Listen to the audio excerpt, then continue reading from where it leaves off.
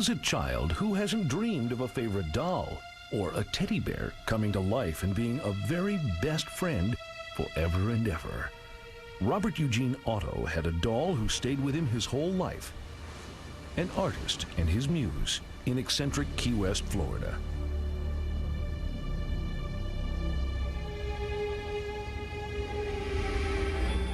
This doll was given to the 6-year-old Robert Eugene by the family's Bahamian maid, who was said to practice voodoo.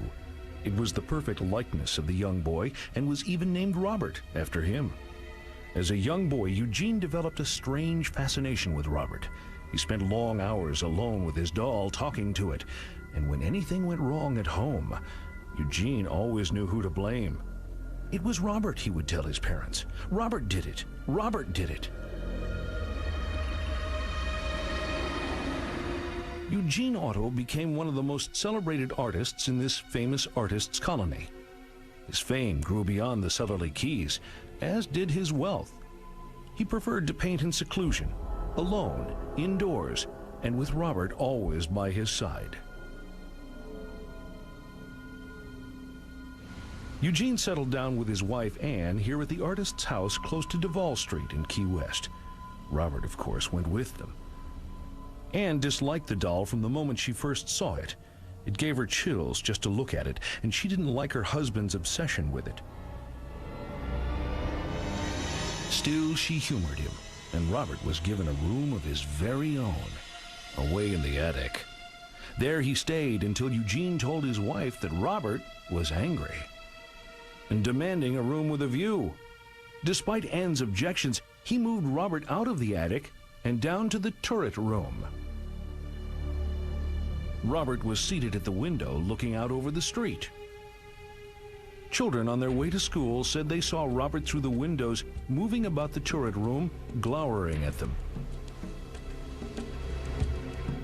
Inside the house, Eugene became increasingly irrational and violent, smashing things and lashing out at his wife and screaming like a madman. And then all of a sudden, he would be himself again, and he would always say exactly the same thing. It was Robert. Robert did it. Robert's influence seemed to grow stronger and stronger. A plumber working alone in the turret room with Robert fled the house in terror. He later said he'd heard Robert giggling.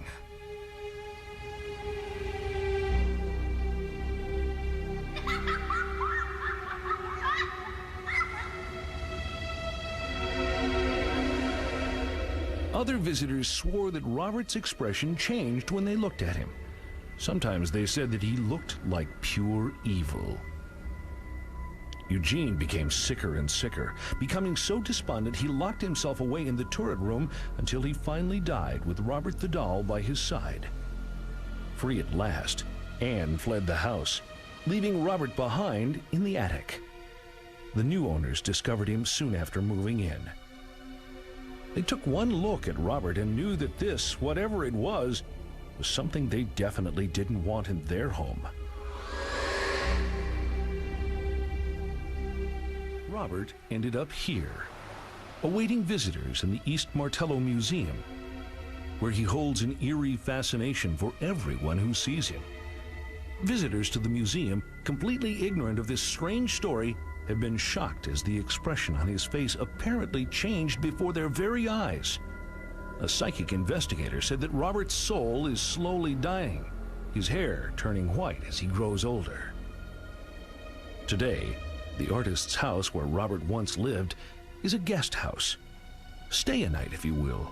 Go ahead. He's still here, in the darkest recesses of the attic, say the staff, who avoid coming up here.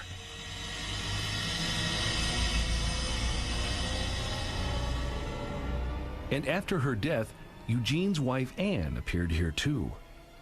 Her ghost stalks the turret room. Anne is trapped here now with Robert, the doll. And as for Robert, the artist, he tragically discovered that the things we love to possess sometimes end up possessing us.